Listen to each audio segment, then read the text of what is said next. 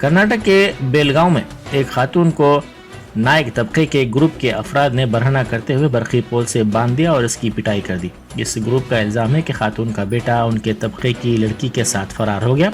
Police ने इस सिलसिले में 7 अफराद को गिरफ्तार कर लिया। मजीद 5 अफराद की तलाश का काम जारी है। इस ग्रुप ने खातून के मकान पहुंचकर इस पर हमला किया और बाद अज़ां बरहना करते हुए बरकी पोल से बांध दिया।